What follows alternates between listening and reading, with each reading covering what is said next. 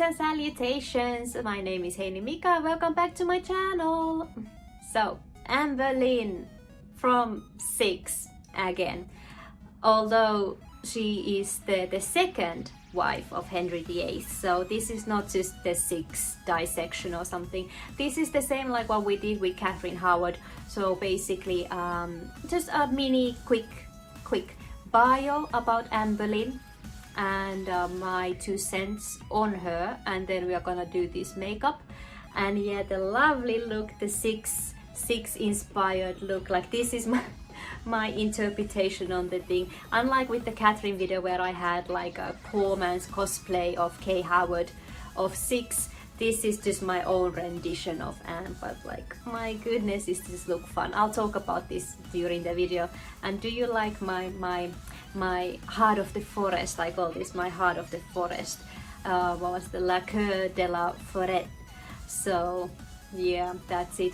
Aha, the painting. So I'm doing a series on Beheaded Queens, so it's gonna be 4 paintings, and I started with Anne right here, and she is more inspired by SIIXX than Anne's actual life, I suppose. Like I will go into that in the video during the tutorial. But yeah, this is basically my interpretation of Anne, and more based on SIIXX than actually how she was like, because we don't actually know how Anne was like. What was her personality and stuff like that. What was her aim or her goal, like what she wanted to get out of Henry and being in the English court and stuff like that. So yeah, without further ado, let's get to it. So we start. This is the Jeffree Star, the Blood Money palette, and this is so Poison Ivy. So let's start with this one. So yeah, so Boleyn. So basically we don't really know what her, oh, and I prime my eyes. This is the Too Faced Assurance, so that's for the eye primer. So yeah, basically we don't know that much about Anne Boleyn's her personality, because she didn't have a diary, or like none of her letters have survived. I know that one letter did survive that she sent to her father from France, but yeah, basically just like with Catherine Howard, K. Howard, she's up there in the card. There I was kinda okay to make my own assumptions based on how the historians have described her, and yeah, I guess, yeah, I just felt more comfortable trying to dissect K. Howard. But now with Boleyn, because she's the most famous one, yeah, and she's the most controversial one.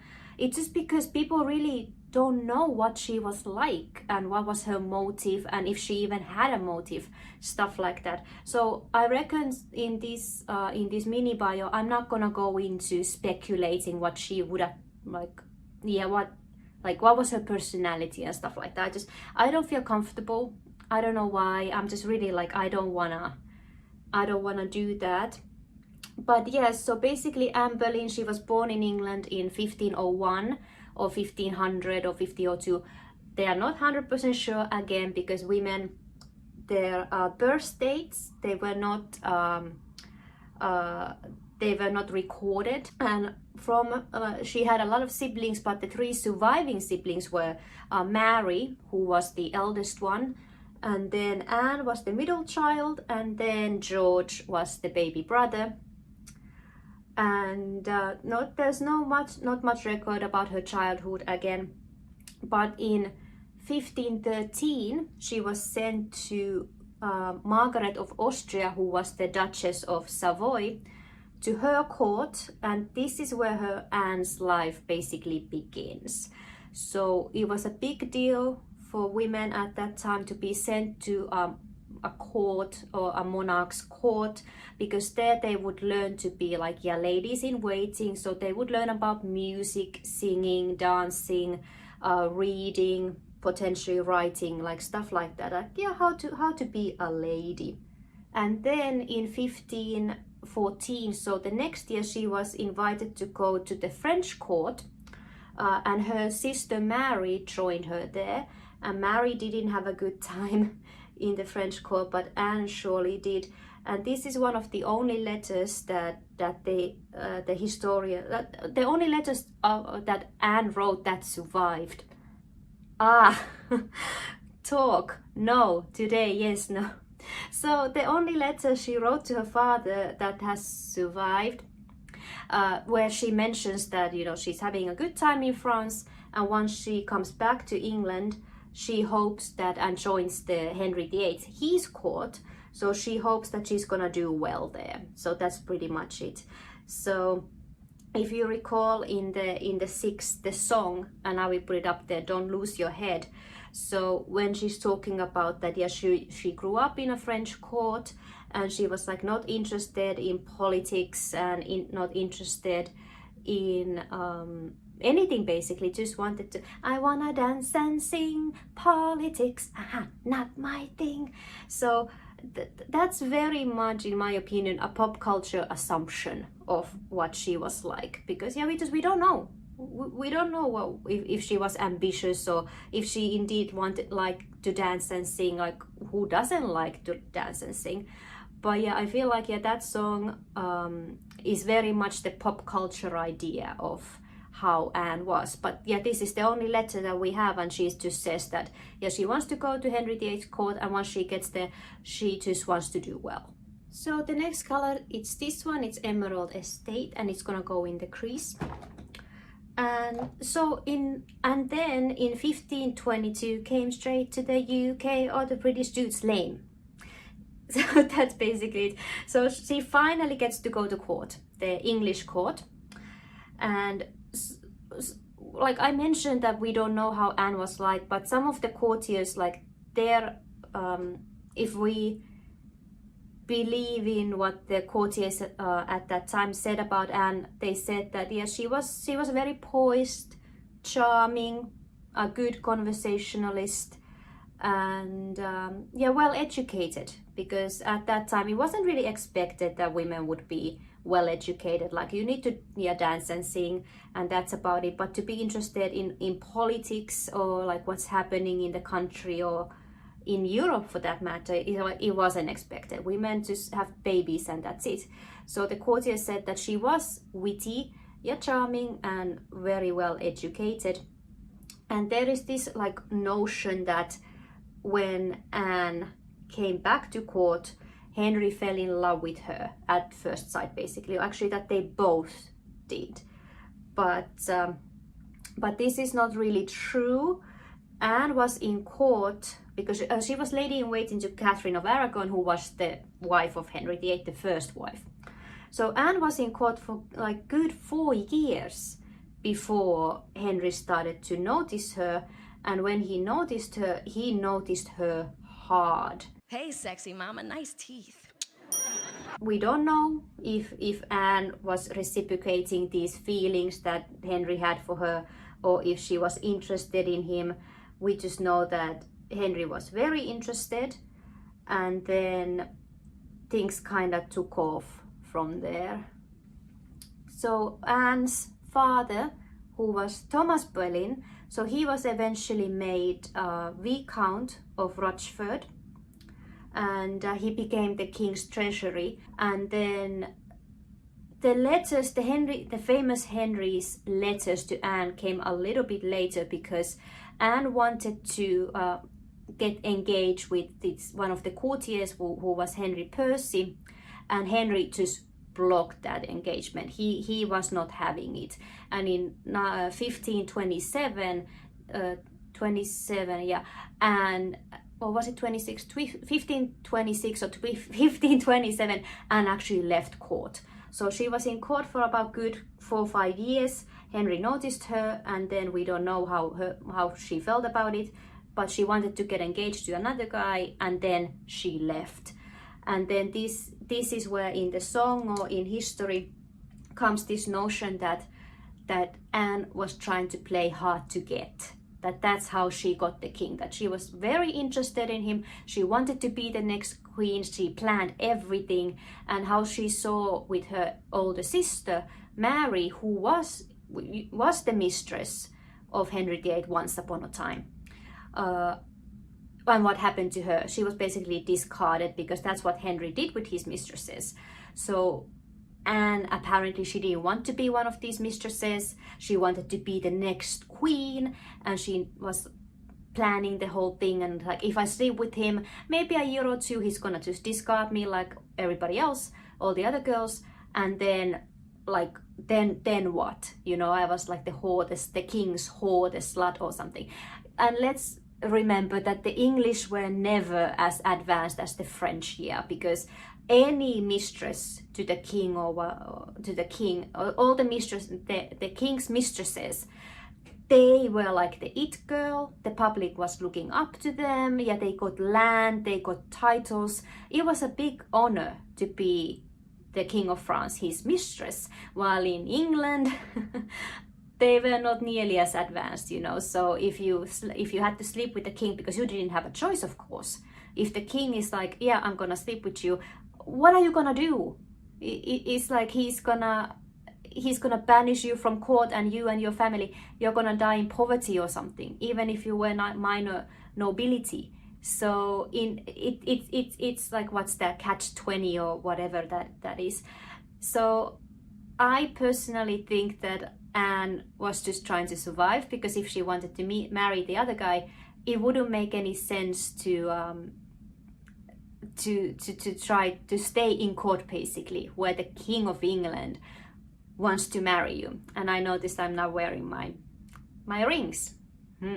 Okay, that's it. So the next color comes from this adorable Dior palette. This is the Dior 2020, and I'm like, just look at the, like, I was obsessed. I wanted to have this, like really wanted to have this, because the 2020 and happy new year. So this was the Dior 2020 palette.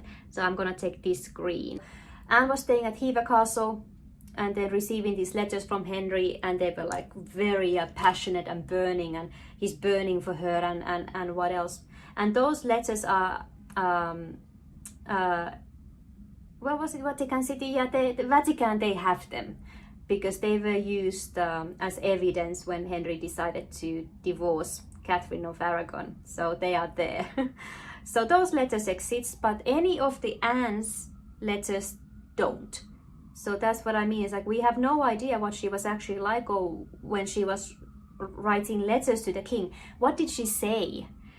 Anyway, so she was writing those letters to Henry, and then Henry's like, no, we are gonna get married, and I really want to marry you.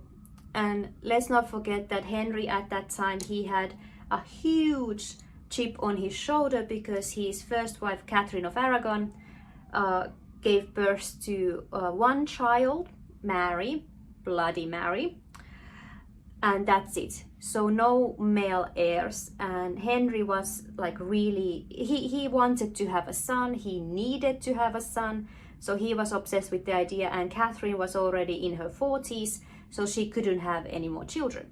So with Anne, it kind of like, we don't know why Henry exactly chose Anne, why he fell in love with her, but he did.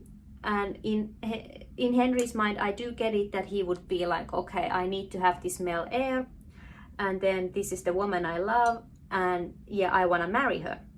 But England was Catholic at the time, so obviously you can't do that. And Henry had a son with one of his mistresses, so it was proven that Henry can have children and boys. He can have boys, but Catherine cannot. So from stage left enters Thomas Cromwell, and he was eventually made the Archbishop of Canterbury. And he is a big power player in this whole Tudor drama. It goes all the way up to Anna of Cleves. So Thomas Cromwell is basically the guy who orchestrated England's divorce from the Catholic Church, and how Henry was able to get his divorce from Catherine. And this goes on for 7 years. So for 7 years, Anne and Henry are waiting for this divorce to go through. And they're using all these excuses that Katherine was already married to Henry's brother, older brother, Arthur, who died. And then Henry decided to marry Katherine, and now they're using that as an excuse that, you know, according to the Bible, you're not allowed to, you know, touch your brother's wife, because if you do, it means that you will never have children. And Henry has proven that he's able to have children, so it's Katherine's fault, so that marriage is invalid. So Thomas Cromwell orchestrated this whole divorce, and that's how Anne and Henry are finally able to marry. Everybody chill, it's totes God's will.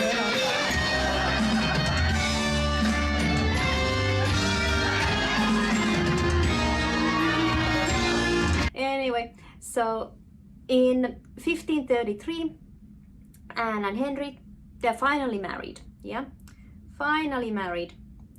And the same year, so they got married. It was a small, very small ceremony. And then Henry gives Anne a four-day coronation ceremony. So she's crowned the Queen of England. And the same year, 1533, Anne has her first child, Elizabeth, and she will be Elizabeth I. And maybe you have seen those movies about Mary and Elizabeth, like their battles or how they're duking it out. So it's very interesting because Henry was so obsessed with having a male heir, and then eventually he does have one, but he dies. So it's up to Elizabeth and Mary to carry on the Tudor dynasty, basically. So yeah, Elizabeth the first is Anne Boleyn's daughter. And then Anne was never a popular queen, like nobody really liked her. She had a lot of miscarriages, and people said that she had like a foul temper, like she was rude and stuff like that. And now historians think that, well, it was because she had so many miscarriages, so traumatized and stuff like that, irritated. What else? So it's understandable. But so basically, nobody really liked Anne. Yeah, nobody really liked her, and all this like pressure to give Henry the male heir. That okay, fine, the first baby is a girl and it's a healthy girl, but apparently they were both very disappointed. Like they were not having that, and so because their courtship was so long, it was 7 years until they were able to marry. So the stakes were very, very high. So I could, as a woman, understand like what Anne was feeling at that time. Is like, okay, I have been promising. Historians say that she was promising him a son. So like she's telling him like, okay, yes, I will give you a son. I promise you. You divorced the Catholic Church. You became the supreme head of Church of England. All for me, basically. So yes, I will give you the son. And when she couldn't the first time, well, Henry's out every night on the town, just sleeping around like what the hell? This is the divine intervention. So from Jeffree Star again.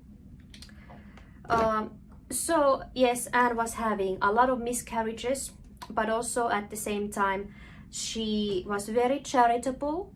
So contributing to charities, education and stuff like that. And so Anne was she was a queen for 3 years. So that's a very short period.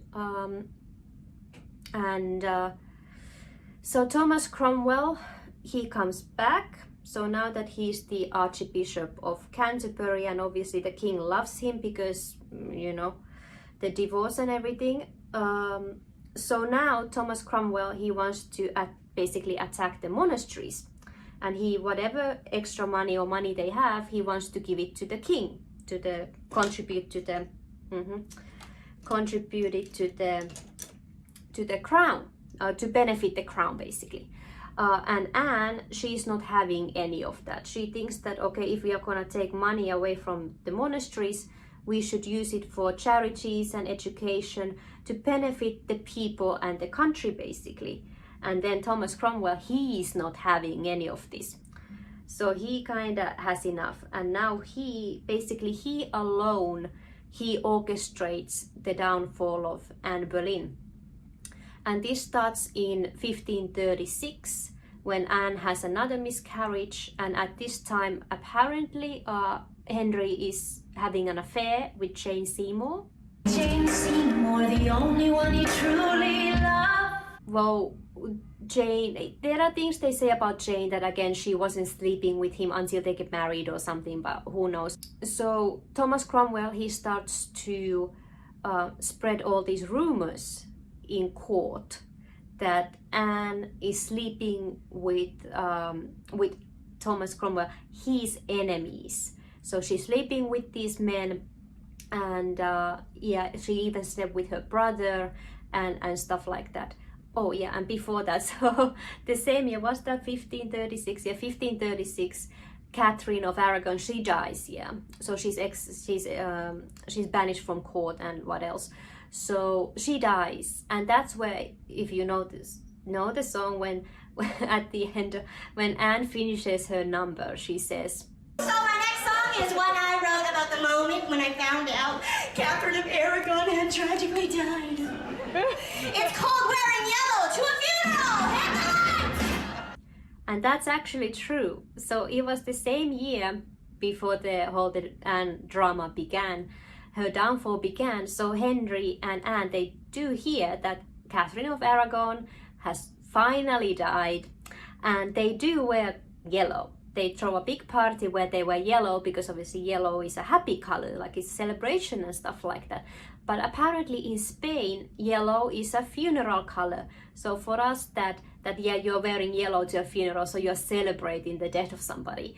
In Spanish, it's actually in reverse, so you're mourning. So apparently the Spanish court, even though they hated the English court now, they were kind of impressed that, okay, so they still loved Katherine of Aragon because they were wearing yellow to her funeral to honor her death or something like that. So I find that was actually kind of funny, which also means that the people who made SIIXX like really did their research when it comes to this.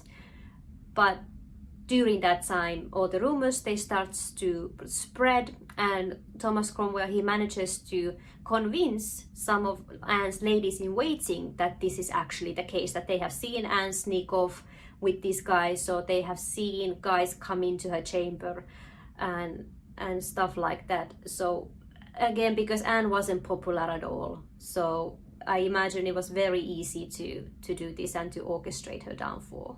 And then I'm gonna continue with the Dior, so I'm gonna put it underneath and then smoke that out. And then I guess the final, so this is obviously very bad, that she's supposedly having all these affairs and sleeping with her brother and what else. And I guess that the final nail in the coffin was that she miscarried again, and then it was a boy. So they were able to determine that this would have been a boy. So that's when historians say that Henry, he had enough. He was like, enough is enough. And then all these accusations. So Henry was like, he's had enough, and he's ready to make Jane Seymour his queen. So Anne is arrested and taken to the Tower of London, and and also because they got a confession. So one of the guys she allegedly slept with, so he confessed, but he was a musician, so he wasn't part of the nobility. And if you are a part of nobility, they can't torture you, basically. They can't torture you. So the peasants, yeah, they were allowed to be tortured. Does that make sense? So the only guy who confessed was the musician under torture that yes, he slept with the queen, and then obviously he was executed, and that was enough to condemn Anne, and she was taken to the Tower of London. And then apparently in the beginning she was in hysterics, because obviously you just miscarried, and then you are arrested, and there are all these horrible accusations that you're sleeping with your brother and all these other guys and what else. So that must have been awful, like god awful, I can't even imagine. And the trial was very, very swift. And then it was decided that yes, she is gonna be beheaded. In May 19th, 1536, which is today, I mean not 1536, but 19th of May.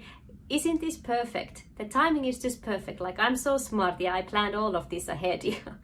So today she was executed in the Tower of London, and as a last act of mercy, well, indeed, Henry he brought in a French swordsman to behead Anne, and not an axeman, because the axe was notoriously awful, because it wouldn't just cut through your head. Like it was like chopping wood basically, so it would take several swings to chop that thing off. So with the French swordsmen, apparently they were the best, so it was literally just one clean swoop. So those guys are very strong, and they did it properly, so he allowed that. So yeah, quite, I mean, terrifying death. But if you think about it, what else could they have done? And I think she's now buried in the grounds of the Tower of London, I believe so. So that's it basically, my speed run of Anne Boleyn and her life. And last, I'm gonna line my eyes. So this is the KVD black eyeliner Trooper, and so like I mentioned, I don't really have an opinion on Anne Boleyn. It's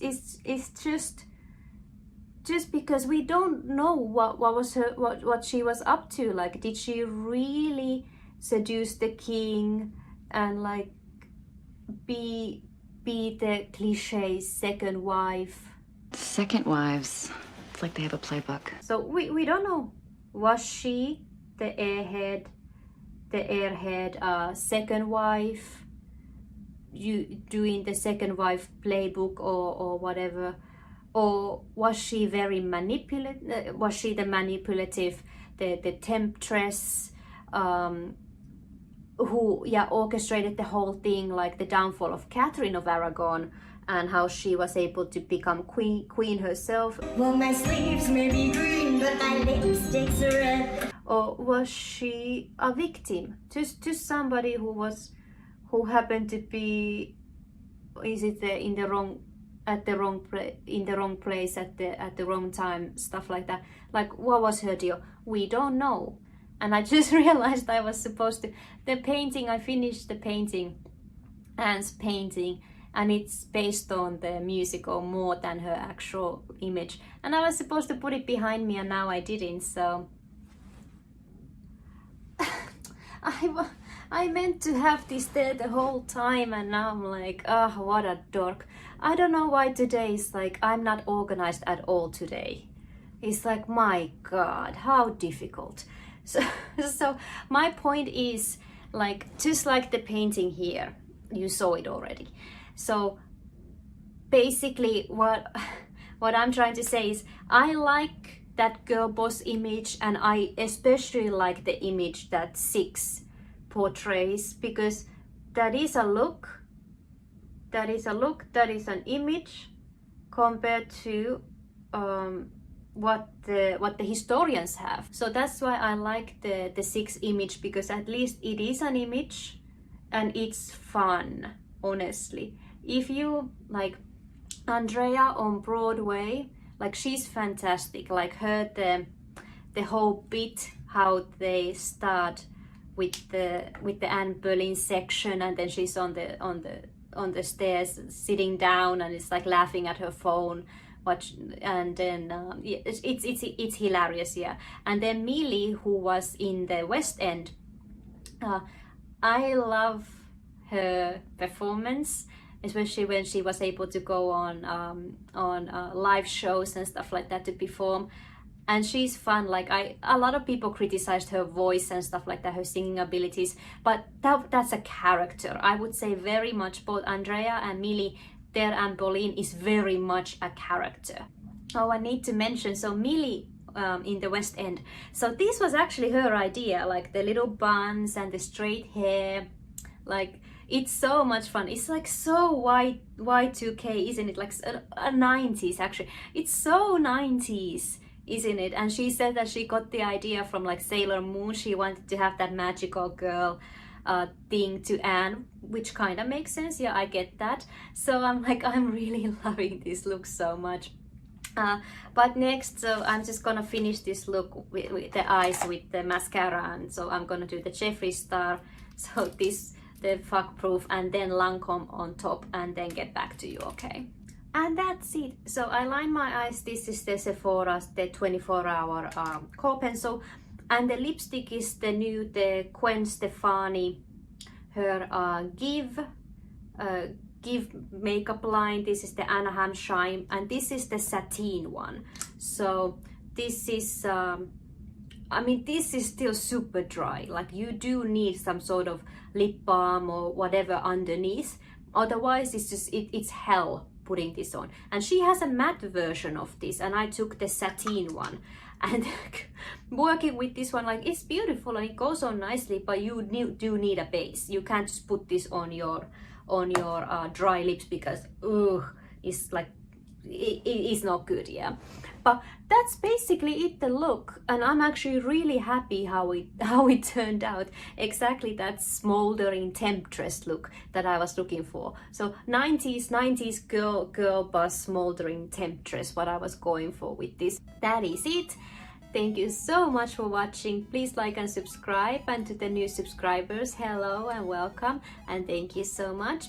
So I hope you like this. I will put Alice of Sherwood, her channel down below, because she goes into like really like deep dive of all the SIIXX Queens and how they have been presented on movies and TV and stuff like that. So I really enjoy her videos, and if you're interested in like how these queens are being portrayed in the media, her videos are really good. So they are a good watch if you're very interested in the SIIXX Queens. So again, thank you so much for watching, and I will see you in my next video. So bye, ciao.